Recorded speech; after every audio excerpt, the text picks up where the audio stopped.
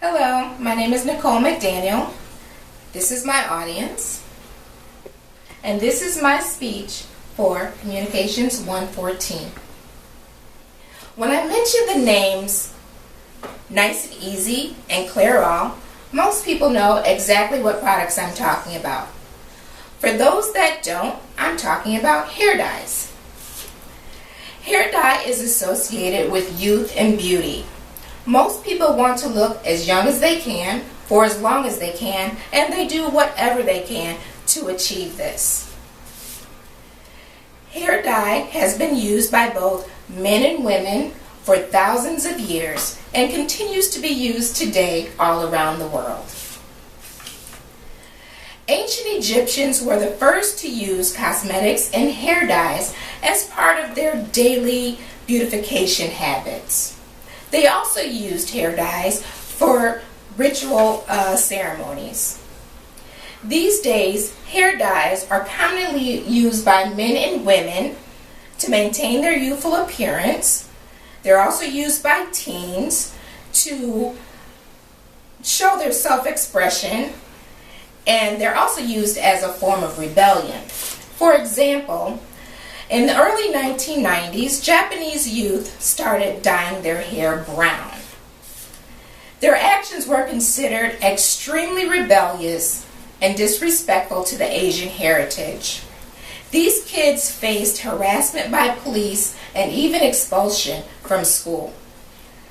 When dyeing your hair, you can choose between a semi-permanent hair color, such as Dark and Lovely's Reviving Color, or you can choose a permanent color, such as Clairol Conditioning Color. Semi-permanent hair dye gives you a more natural looking color.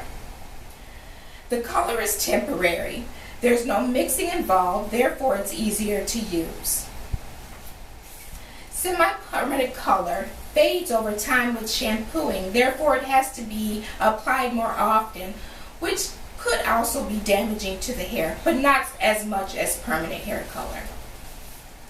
Permanent hair color is known as oxidation.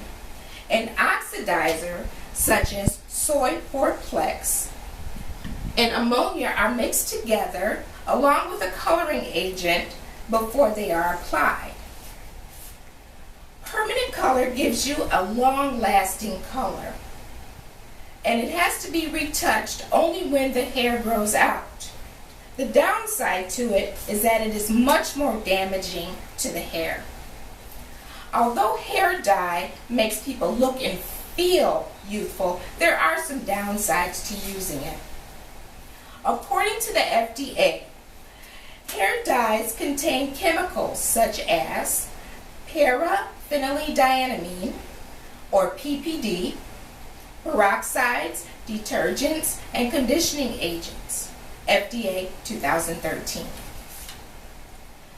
These chemicals raise concerns about the connection between hair dye and cancer. The FDA required that hair dyes containing PPD be labeled with a warning to alert consumers that contact with PPD caused cancer in laboratory animals, FDA 2013. Subsequently, many studies have been performed to determine if there is really a connection between hair dye and cancer. The article, Hair Color Products and Risk for Non-Hodgkin's Lymphoma, concluded that the studies provide little convincing evidence of the link between non-Hodgkin's lymphoma with normal use of hair color products in humans. Although the risk for cancer is low from PPD and hair dye, PPD causes severe eczema symptoms for hairdressers, such as my mother.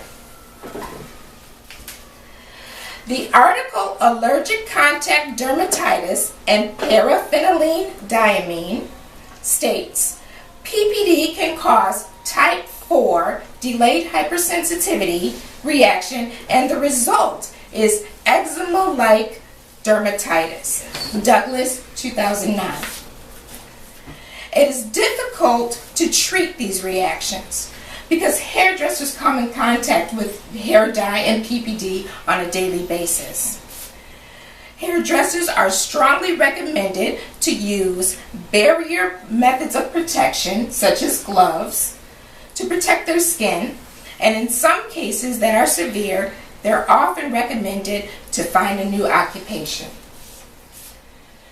Hair dye has a long history and many benefits, most of which are vanity. It's important to understand the risks involved before coloring your hair or entering a profession that uses it. I would like to thank my audience for their attendance and their participation, and thank you to my classmates for watching.